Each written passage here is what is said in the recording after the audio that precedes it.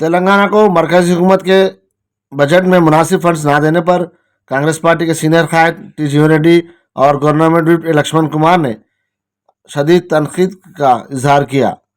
जगत्याल में आज इंदिरा भवन में मुश्तरका प्रेस कॉन्फ्रेंस से खिताब करते हुए कहा, टी जीवन रेड्डी ने कहा कि बजट में रियासत की तकसीम से मुताल्लिक वादों और अहम तरक्याती मनसूबों को नज़रअंदाज किया गया है।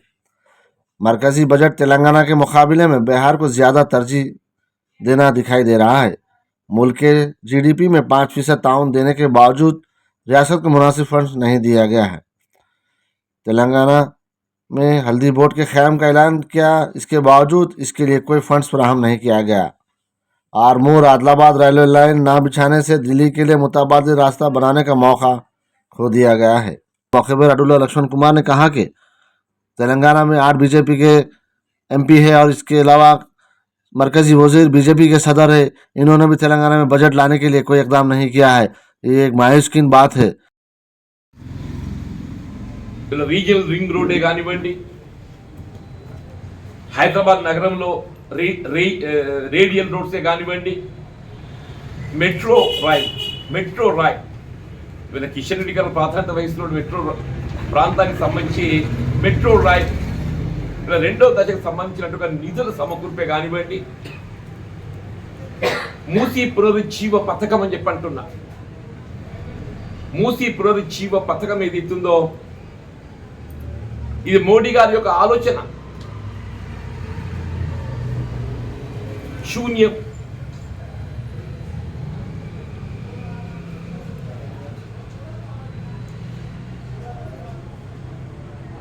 సెమీ కండక్టర్ సంబంధించే కానీ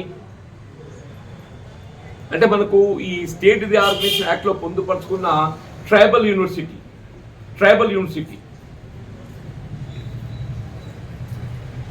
జీరో బడ్జెట్. ఇప్పుడు మధ్య పసు బోర్డు ఏర్పాటు చేసుకున్నాం నిజామాబాద్ కేంద్రంగా. సరే, అందరం కూడా రైతాంగం ఏదైతుందో పసు బోర్డు వచ్చింది తెలంగాణకు, ఉత్తర తెలంగాణ ప్రాంతానికి ఏదైతుందో ఆ పసు బోర్డు సంబంధించిన విధి విధానాలు బడ్జెట్ కేటాయింపులే కానివ్వండి. ఇప్పుడు గత సంవత్సరం పసుపు ఏదైతుందో క్వింటల్ 15,000 ఉన్నది, వీళ్ళ 10,000 11,000 పరిమితం అవుతుందని చెప్పండి.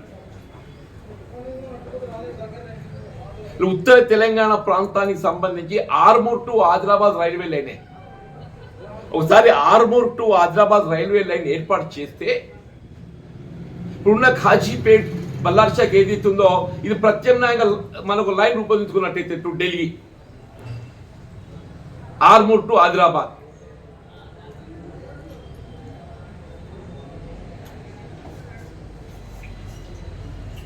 దానికి సంబంధించినట్టు ఒక ఉలుకు లేదు, పలుకు లేదు. వాస్తవం బట్టి పాలమూరు రంగారెడ్డి జాతీయ ప్రాజెక్టు వాస్తవంగా ఆనాడు గతంలో ప్రాణహిత చేపల ప్రాజెక్ట్ ఏదైతుందో జాతీయ ప్రాజెక్టు గుర్తుకు పొందబడినట్టయితే మన రాష్ట్ర ఆర్థిక పరిస్థితి వల్ల ఇంత దిగజారకపోతుండే.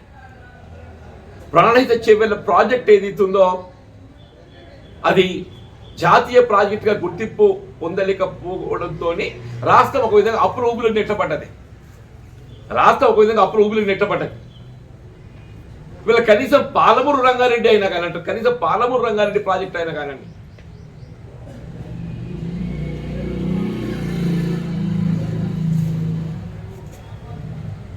ఇప్పుడు విమానాశ్రయాలకు సంబంధించి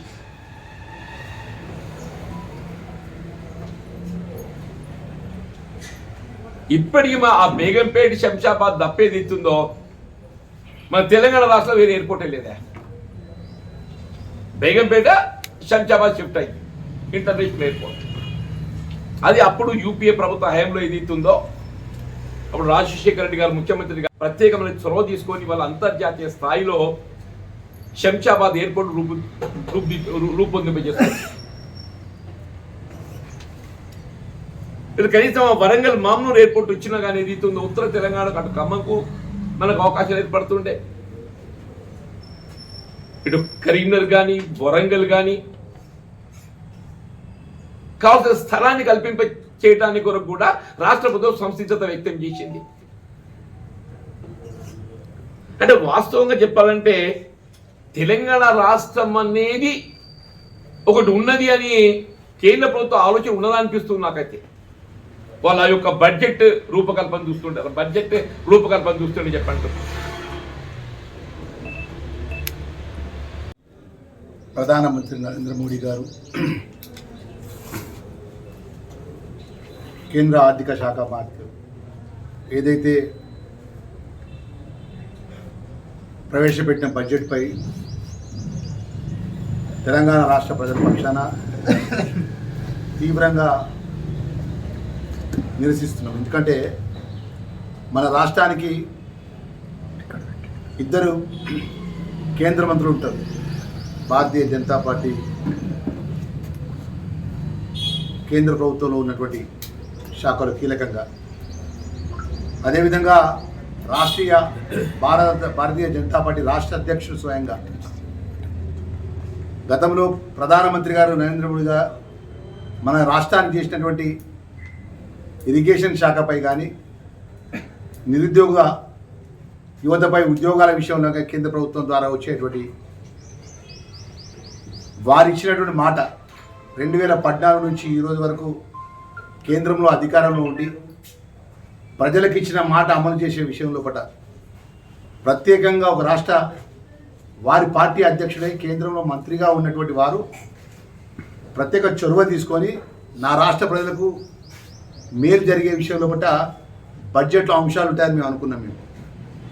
ఈరోజు రాష్ట్ర కాంగ్రెస్ పార్టీ అధ్యక్షులు మహేష్ కుమార్ గౌడ్ గారి, రాష్ట్ర ముఖ్యమంత్రి వర్యులు గౌరవనీయులు పెద్దలు జీవన్ రెడ్డి గారు, మేమందరం కూడా యావత్ కాంగ్రెస్ పార్టీ అంతా కూడా తెలంగాణ ప్రజలకు చేసినటువంటి నిరసన ఏదైతే అన్యాయాన్ని, బడ్జెట్పై అన్యాయాన్ని రేపు ఉదయం 11 గంటలకు మన రాజ్యాంగ నిర్మాత డాక్టర్ బిఆర్ అంబేద్కర్ గారి ముందు మేము మా నిరసన కార్యక్రమం చేపడతాం. ఎందుకంటే అత్యంత బాధాకరం ఏంటంటే కేంద్రంలో నరేంద్ర మోడీ గారు ప్రధానమంత్రి అయినప్పటి నుంచి ఎక్కడైతే ఎన్నికలు ఉంటాయో, ఎక్కడైతే ఓట్లు ఉంటాయో ఆ రాష్ట్రానికే ప్రాధాన్యత ఇచ్చే విధంగా ఆయన ప్రధానమంత్రిగా, ఆ రాష్ట్రానికి ప్రధానమంత్రిగా వివరించే విధంగా ఆయన సంక్షేమ కార్యక్రమాలు కానీ, బడ్జెట్కి సంబంధించినటువంటి అంశం కానీ ఉన్నది. చాలా బాధ. ఎందుకంటే వారు గతంలో ఏం మాట్లాడినారు, ప్రధానమంత్రి కాకముందు దేశంలో ఉన్నటువంటి నల్లధనాన్ని తీసుకొచ్చి పేదవాళ్ళ అకౌంట్లో 15 లక్షల రూపాయలు మేము అకౌంట్లో జమ చేస్తాం, నల్లధనాన్ని తీసుకొచ్చి డబ్బున్న వాళ్ళు దేశంలో డబ్బు నుండి ఆర్థిక వ్యవస్థను నష్టం చేసిన ప్రతి ఒక్కరిని కూడా వదిలిపెట్టాం, ఎంత పెద్దోన్నైనా కూడా ప్రజల ముందు నిలబెడతామని చెప్పి మాట్లాడినటువంటి నరేంద్ర మోడీ గారు ఈరోజు ఈ బడ్జెట్ లోపల మన తెలంగాణ ప్రజానికానికి, తెలంగాణ రాష్ట్రానికి ఎంత తీవ్రమైన అన్యాయం చేసినా కూడా మరి బీఆర్ఎస్ పార్టీ నాయకులు మాట్లాడరు స్పష్టంగా. అదేవిధంగా బీజేపీకి సంబంధించిన నాయకత్వం దీని మీద స్పష్టంగా మాట్లాడదు. మరి ఏదేమైనా కూడా రాష్ట్రానికి సంబంధించిన గౌరవ ముఖ్యమంత్రి గారి నేతృత్వం లోపల గౌరవ పిసిసి అధ్యక్షుడు మహేష్ కుమార్ గౌడ్ గారు, జగిత్యాల జిల్లాకు సంబంధించిన మా పెద్దలు జీవన్ రెడ్డి గారి నేతృత్వంలో రేపు డాక్టర్ బిఆర్ అంబేద్కర్ రాజ్యాంగ నిర్మాత, ప్రపంచ దేశాల గొప్ప మహోన్నతమైన నాయకుడి యొక్క విగ్రహం దగ్గర మా కాంగ్రెస్ పార్టీ శ్రేణులందరం కూడా నిరసన కార్యక్రమం చేపడతాము. జగిత్యాల జిల్లాకు సంబంధించినటువంటి జిల్లా కాంగ్రెస్ పార్టీ అంబేద్కర్ తహసీల్ ఆఫీస్ అంబేద్కర్ విగ్రహం దగ్గర కూడా మేమందరం కూడా ఉదయం 11 గంటలకు అన్ని ఈ జిల్లాకు సంబంధించిన 18 మండలాలు, 3 నియోజకవర్గాలకు సంబంధించినటువంటి కాంగ్రెస్ పార్టీ శ్రేణులు తరలి రావాలని చెప్పేసి మీడియా ద్వారా మా మిత్రులందరూ కూడా అన్ని వర్గాల ప్రజలు కూడా మనవి చేస్తున్నారు.